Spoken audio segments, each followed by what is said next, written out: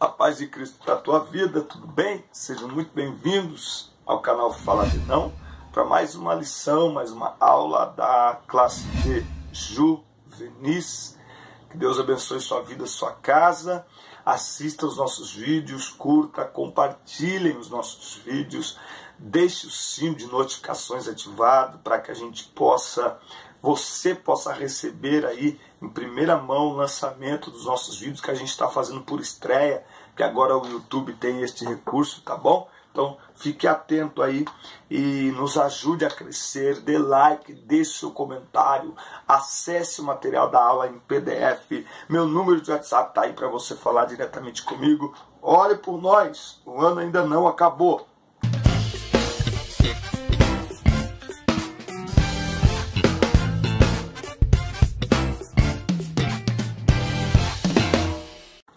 Vamos à lição 11, classe de Juvenis, as palavras de Agur.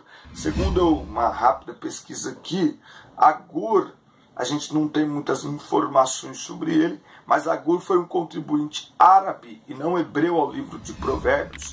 Tá? Tanto Agur como Lemuel, eles tiveram fé no Deus de Israel em uma terra estrangeira. E aí, ele tem aqui no capítulo 30, ou em Provérbios número 30, lembra que Provérbios, Salmos, Jó, o ideal não é a gente tratar como capítulos, Jó não, Salmos, Provérbios, Eclesiastes e qual que é o outro também, meu Deus do céu, e Provérbios, já falei Provérbios. Por quê? Porque são coleções de poesias, tá bom? Então, a gente fala sempre assim, Provérbios, número 30, versículo 23. Na verdade, que eu sou mais bruto do que ninguém. Não tenho entendimento do homem, nem aprendi a sabedoria, nem tenho o conhecimento do santo. Então nós vamos avaliar alguns detalhes aqui hoje dentro das palavras de Agur. Nesta lição, estudaremos as palavras de Agur no livro de Provérbios. As escrituras sagradas não mencionam muitas informações sobre Agur, filho de Jaque, mas relatam que ele direcionou suas palavras a dois alunos, Itiel e Ucal, a quem instruía.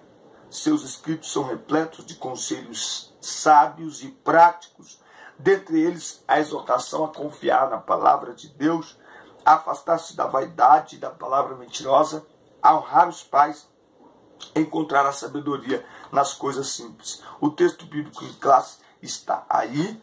Este é um trimestre muito prático e o desejo do nosso coração é que ao terminar esse trimestre, tanto nós quanto os alunos, saiamos mais edificados, mais maduros, de acordo com a palavra de Deus, não apenas com mais conhecimento, porém mais sábios. Qual a diferença?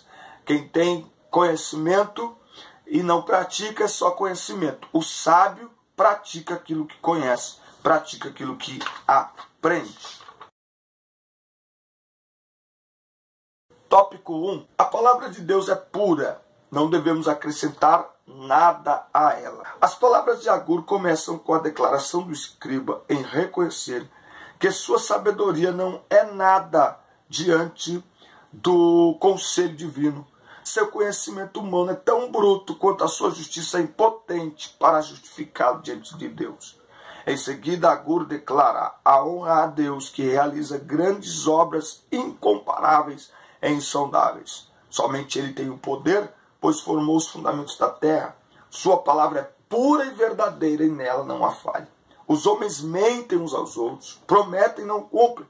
Todavia, a palavra de Deus permanece para sempre. Vamos ler aqui a referência de 1 Pedro, capítulo 1. Vamos ler aqui 1 Pedro, capítulo 1. Eu estou usando aqui a nova versão transformadora, tá? Eu comprei essa Bíblia semana passada. Vamos lá.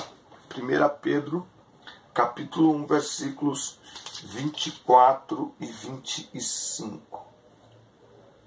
Pois os seres humanos são como o capim, sua beleza é como as flores do campo. O capim seca e as flores murcham.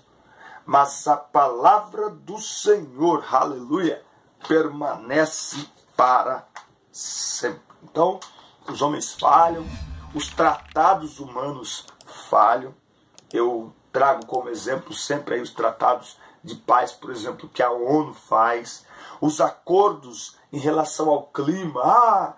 Estão reunidos lá os primeiros ministros, os presidentes, os reis das maiores nações para fazerem lá um acordo, um tratado do clima e não sei o que, não sei o que, não sei o que. Depois eles não cumprem nada.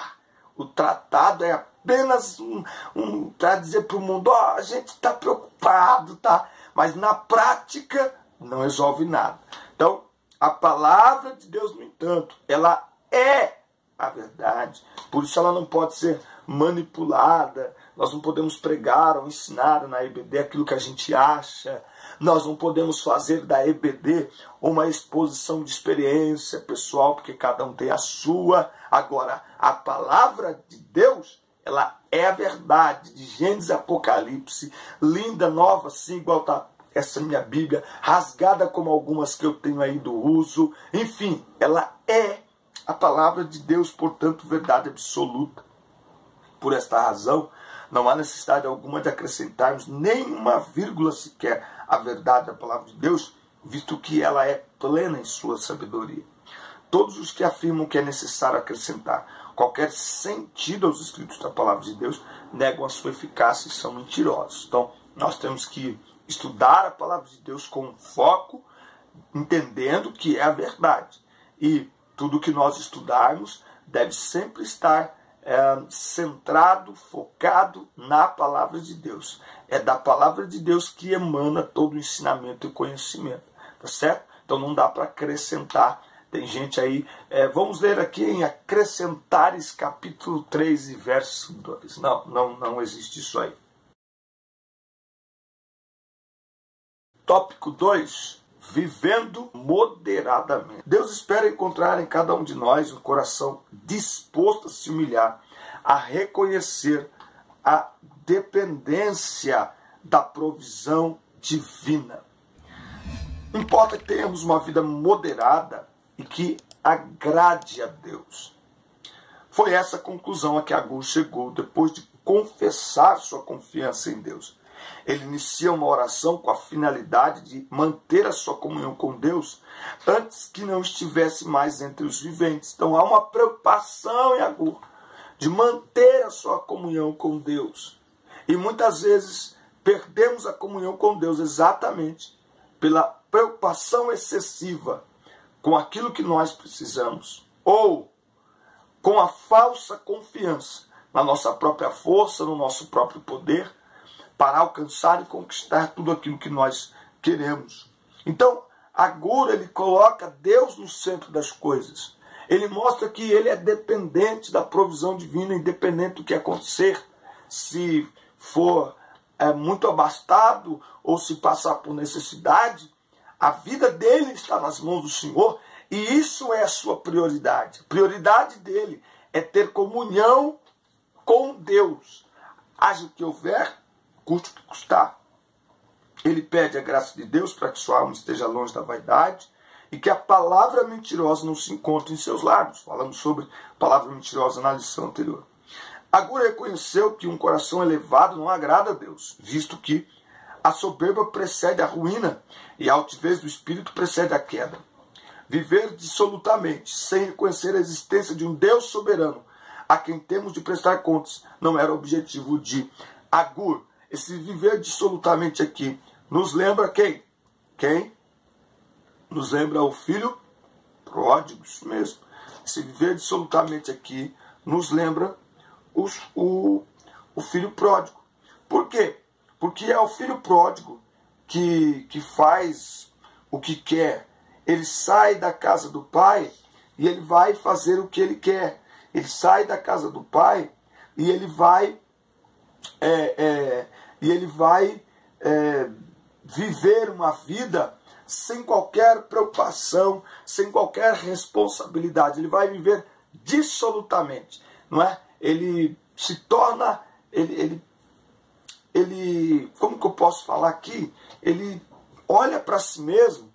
E por que ele pede a herança? Porque para ele vale mais o que o pai tem do que quem o pai é. Quando ele diz, olha, eu quero sair, ele não quer apenas sair para fazer uma viagem, ele quer distância. Ele está rompendo a sua comunhão, a sua convivência com o pai. Ele está dizendo, a partir de agora, eu sou o dono da minha vida. A partir de agora, eu faço o que eu quero. Como se os filhos dependessem dos pais apenas para comer. Ele não entendeu nada. Ele achou que ele dependia do pai apenas para comer, para se vestir, para morar. Não. Ele dependia da bênção do pai. Ele precisava estar na presença do pai. Então, quando a pessoa é soberba, arrogante, não é? Ela acaba destruindo ela mesma. Por quê? Porque ela passa a viver uma vida em função de si mesma. E o homem, quando passa a viver uma vida egoísta e egocêntrica, se autodestrói. Então, uma coisa importante que ele fala aqui. Além disso, uma vida falsa em que as pessoas não poderiam confiar em suas palavras seria algo vergonhoso que Agur também não queria experimentar.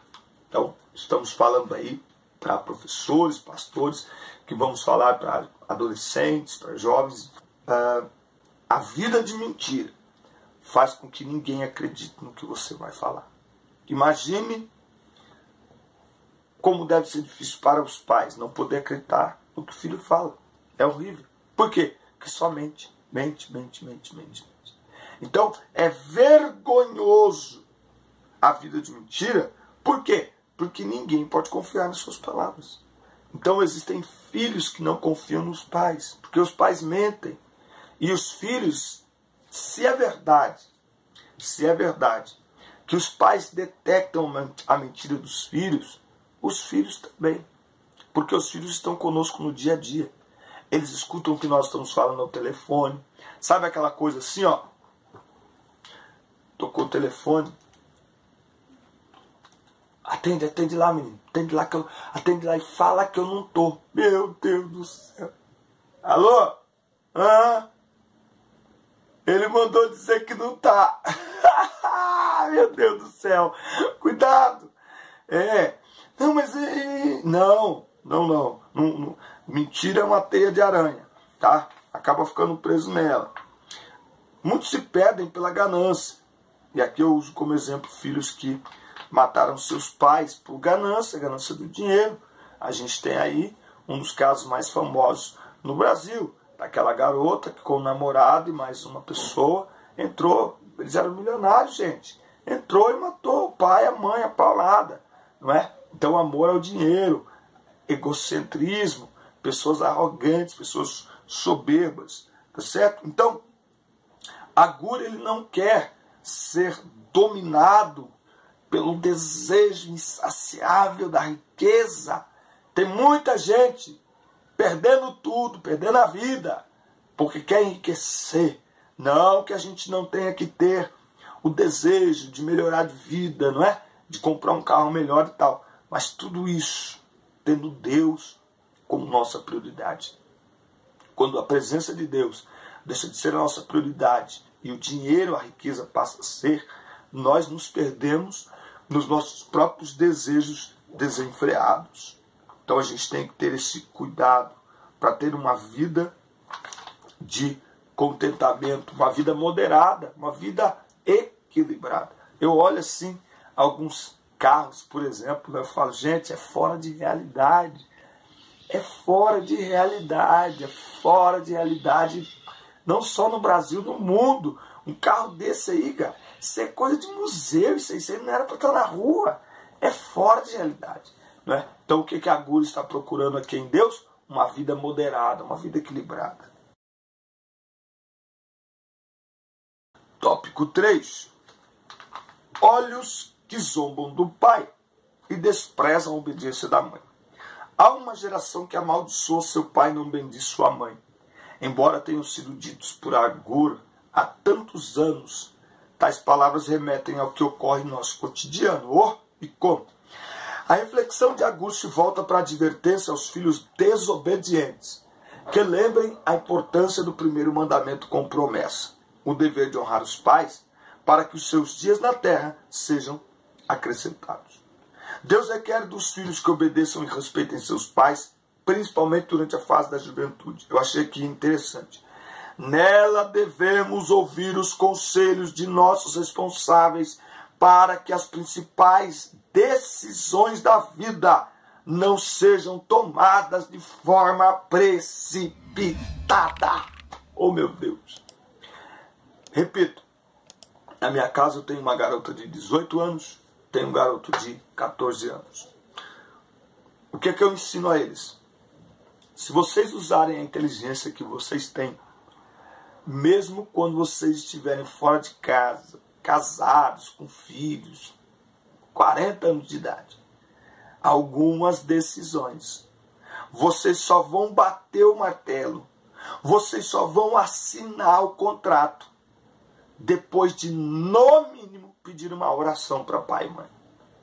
Vocês podem não querer ouvir nossa opinião, vocês podem não querer, sabe, dar detalhes, mas vocês usem a inteligência de vocês. Filho não deixa de ser filho depois que casa. Filho não deixa de ser filho depois que cresce. Filho não deixa de ser filho porque se tornou independente financeiramente. Não. Não. A Bíblia diz: obedeça teu pai e tua mãe. Não diz obedeça enquanto mora com eles. Obedeça. Não, não. A Bíblia manda obedecer pai e mãe. Obedecer é respeitar, é honrar, valorizar, cuidar, ter em alta estima. Então, é preciso que se preste atenção nisso. Por quê? Porque é a promessa de uma bênção para aqueles que cumprem este mandamento. Então, filho que obedece pai e mãe, ele se habilita para receber as promessas de Deus, ou a promessa de Deus de uma vida longa, saudável e próspera. Se o jovem almeja por um futuro próspero para a sua vida, não pode esquecer que Deus está observando o seu comportamento com relação aos seus pais. Quem maltrata a mãe que o gerou, que o amamentou, vai tratar de que jeito a esposa? Quem maltrata a mãe, vai tratar de que jeito o esposo? E vice-versa. A menina que desonra o pai, maltrata o pai, ela vai pisar no marido. Certo? Então, é preciso ter muito cuidado. É preciso entender que nós estamos andando e semeando com o nosso comportamento sementes que nós iremos colher os frutos no futuro. Nós vamos colher. Então a gente tem que ter esse cuidado, não desprezar, não zombar de pai e mãe. Escutar pai e mãe. Quem faz isso está usando a sua inteligência. Porque inteligentes eles são. Agora tem uns que não usam a inteligência. Portanto, não podemos desobedecê-los e nem desprezar os seus ensinamentos. Muitos jovens se esquecem que essa fase é uma etapa de semeadura. Olha só. Interessante isso, porque qual que é a ideia? Não, eu vou fazer do meu jeito, não é? Nessa fase da vida, é muito comum que o jovem queira fazer do seu jeito para ele provar que ele é capaz de resolver as coisas sozinho. Só que para pai e mãe você não precisa provar nada. Desde que você nasceu, desde que a mamãe ficou grávida, papai e mamãe está olhando você como uma pessoa bem-sucedida, vitoriosa, como um vencedor. Você não precisa provar nada para gente, certo? Outra coisa, os filhos, eles têm algo maravilhoso, que é, eles têm com quem trocar experiências. Olha, pai, isso aqui eu estou pensando em fazer. O que o senhor tem a dizer sobre isso? O senhor já fez isso? Isso aqui dá certo. Às vezes é algo bom, às vezes é algo que vai dar certo, mas falta só um ajustezinho que o filho, pela inexperiência da vida, não é porque é burro, não, pela inexperiência da vida, questão prática, ele não está enxergando. Aí ele vai e pergunta para o pai, para a mãe, para o avô, para a avó, e aí uma palavrinha que eles falarem, ajusta e faz aquilo ser bem sucedido, faz aquilo dar certo, que de outra maneira não daria, por causa de um detalhe simplesinho chamado experiência. Então, valorize o pai, valorize a mãe, lembrando que obedecer pai e mãe, você aprende para depois ensinar, porque ninguém nasce obedecendo. Os filhos precisam aprender a obedecer, só que a gente só consegue ensinar aquilo que a gente pratica. Então, filho desobediente terá dificuldade de ensinar os seus filhos a serem obedientes. Pense nisso, honra teu pai e honra tua mãe. Tópico 4. A sabedoria encontrada nas pequenas coisas. O autor comenta ainda a respeito da sabedoria encontrada em coisas que aparentemente são pequenas, mas são admiráveis e nos ensinam muitas lições. Embora sejam criaturas simples, menores e aparentemente desprezíveis, demonstram ser sábios e eficientes em seu trabalho. Para aplicar esses ensinamentos, Augusto cita o exemplo da formiga, que é um inseto muito engenhoso e diligente em ajuntar alimento para o tempo certo. Este é um ato de sabedoria que nos ensina a aprender com elas que devemos nos preparar para o futuro. Eu tenho uma palestra que eu dou, e inclusive eu escrevi um livro baseado nessa palestra, e eu falo sobre a independência, não é? Independência financeira, independência territorial, independência espiritual, independência psicológica. Tem alguns garotos aí de 20 anos, ele quer namorar, mas ele não tem dinheiro para pôr carga nem no próprio celular. Gente, eu estou falando de 12, 15 reais, ele não tem. Ele não tem dinheiro para comprar um Burger King, que com 15 reais você compra 2. Ele não tem para fazer uma média com a menina. Imagina levar a menina no Burger King, escolhe aí, 15 reais, 2 lanches, oh, glória, estou na benção. Ele não tem. Então, aprender com formiga a planejar o futuro. Eu tenho um garoto aqui em casa, aqui, a minha menina está na faculdade, e o meu garoto tem 14 anos. Ele tem 14 anos, o ano que vem ele já se forma no curso de computação, e eu acabei de comprar uma maquininha para ele de cortar cabelo, para ele aprender a cortar cabelo. O que eu estou fazendo com ele? Preparando ele para o futuro. Qual que é o meu projeto? Já falei para ele que quando ele fizer 18 anos, que ele tenha profissão, 1 ou 2 profissões. Então, fica aí uma dica para você que dá aula, e tem muito jovem, muito adolescente aí, fala para eles uma dica que eu dou. Hoje em dia há profissões que elas são praticamente universais. Praticamente universais. Tem algumas profissões mais delicadas e que requer mais tempo de aperfeiçoamento, mas tem outras profissões que eu acho que, além de estar em alta, não é? São profissões que elas jamais deixarão de existir. Uma delas é a questão ligada a computadores, manutenção, tal, formatação, isso aí. Hoje tem os jogos, tem um monte de coisa aí. E a outra questão é a questão da beleza, a questão da estética, não é? Corte de cabelo, não sei o quê. Hoje em dia, isso está em alta. Então, é uma dica aí para os seus alunos, para que eles se preparem, não é? Para que quando eles... não apenas para... você tem que trabalhar para você poder casar. Não, cara, você tem que trabalhar para você aprender a cuidar de si mesmo. Quem não sabe cuidar de si mesmo pode cuidar dos outros, né? Então, quando eu ensino ele, eu quero que ele cuide dele mesmo. Que ele tenha o perfuminho dele, o tênis dele, daqui a pouco o carrinho dele. Quero que ele cuide dele mesmo. Porque ele estando cuidando dele mesmo, ele sabendo cuidar de si mesmo, das suas continhas, dos seus negócios, fica tranquilo. A hora que ele começar a namorar, a hora que ele casar, vai dar tudo certo. Então, tem esse pensamento aí. Então, as formigas nos ensinam a preparar as coisas para o futuro. Coelhos, criaturas fracas, fazem sua casa na rocha. Então, onde é que nós nos abrigamos? Em Deus. Não é no dinheiro, não é nas riquezas. Em tempos de muita ostentação, temos que tomar cuidado para não ver uma pessoa ostentando uma riqueza exacerbada, não é? Um relógio de 100 mil reais, um tênis de 20 mil reais. E a gente achar que isso é que traz felicidade. E a gente achar que estas pessoas são as verdadeiramente prósperas. Mas a Bíblia diz de que adianta ganhar o mundo inteiro, perder a sua alma. Os gafanhotos que não possuem rei, mas eles andam em bandos. Eles têm um só propósito. E já que estamos falando aqui de família, de pai e mãe, é disso que eu estou falando. Quando você comenta com teu pai, com a tua mãe, olha, estou com desejo de fazer determinada coisa. Meu Deus do céu, você vai ter mais pessoas orando, torcendo, incentivando, te motivando no mesmo propósito. Por fim, Augusto discorre sobre a aranha, que é um inseto habilidoso em tecer sua teia com tanta delicadeza e facilidade. que ela é encontrada até mesmo nos palácios reais. Deus protege e guarda esses insetos, assim como guarda os seus servos. E se ele guarda insetos, né, não vai guardar eu e você? Então o Senhor também honrará os que o servem com esmero e os levará à presença de reis e sábios, a fim de testemunhem o seu nome entre os poderosos da terra.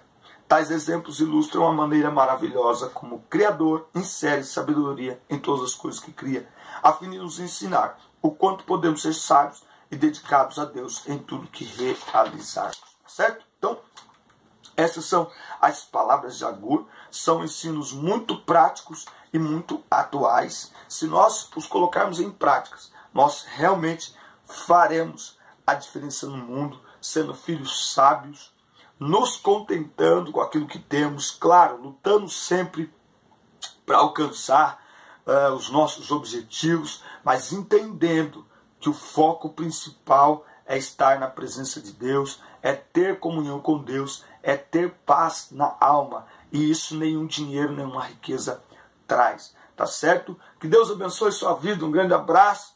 Fique na paz. Até a próxima aula. Valeu. Deus abençoe. Grande abraço.